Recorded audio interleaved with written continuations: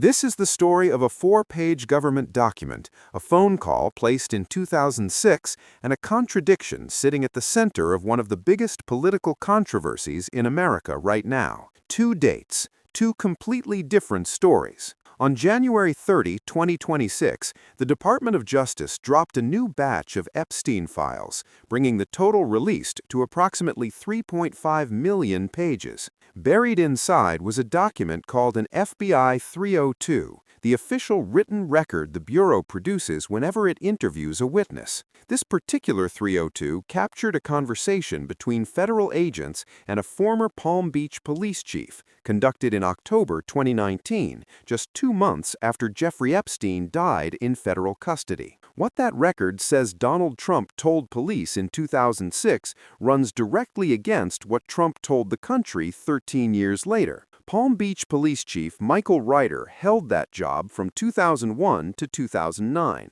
and according to the FBI document, Trump personally called his department in July 2006, right as Epstein's first arrest on a state charge went public. Trump's words, as recorded in the 302, "Thank goodness you're stopping him. Everyone has known he's been doing this." Ryder also told the FBI that Trump said people in New York knew Epstein was disgusting, that he described Ghislaine Maxwell as evil and told investigators to focus on her, and that he had been near Epstein once when teenagers were present and, in Trump's own phrasing, got the hell out of there. Beyond the content of the call, the document flags something else worth sitting with. Trump was described as one of the very first people to reach out after the investigation became public knowledge. That's 2006. Here's 2019. When federal authorities rearrested Epstein in July of that year, reporters caught Trump in the Oval Office and asked him directly whether he had any suspicions about Epstein molesting underage women,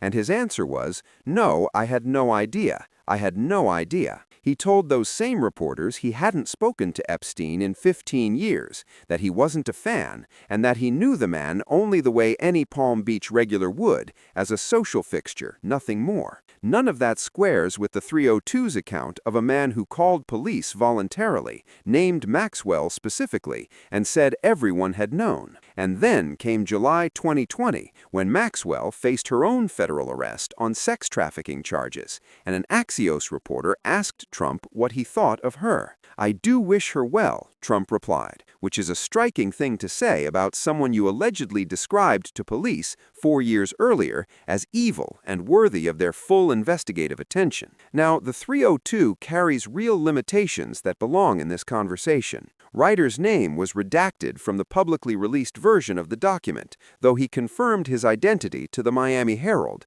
the outlet that broke the story. More critically, the document records Ryder's 2019 recollection of a 2006 phone call, not a recording, not a transcript, not a contemporaneous note. The DOJ's own official position, as of February 2026, holds that they are not aware of any corroborating evidence that the president contacted law enforcement 20 years ago, and the White House declined to confirm the call ever happened. Press Secretary Caroline Leavitt put it this way: "It was a phone call that may or may not have happened in 2006. I don't know the answer to that question." And no criminal charges have ever been filed against Trump in connection with Epstein's crimes. That fact belongs here too. Virginia Giuffre, one of the most prominent survivors, who worked as a locker room spa attendant at Mar-a-Lago in 2000 and was recruited there into Epstein's network by Maxwell, never accused Trump of wrongdoing. What remains, after all of that context, is the documented gap.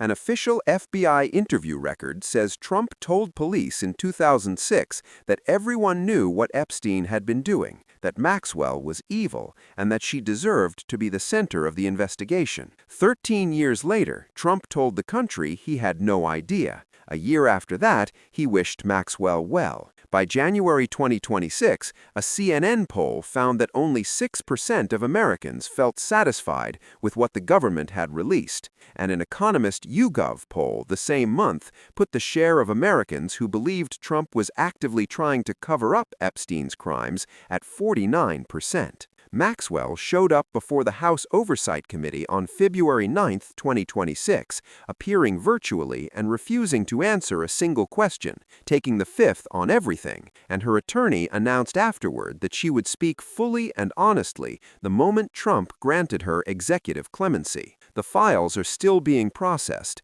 Maxwell is still not talking, and the gap between what an FBI document says happened in 2006 and what Trump told the public in 2019 has not closed.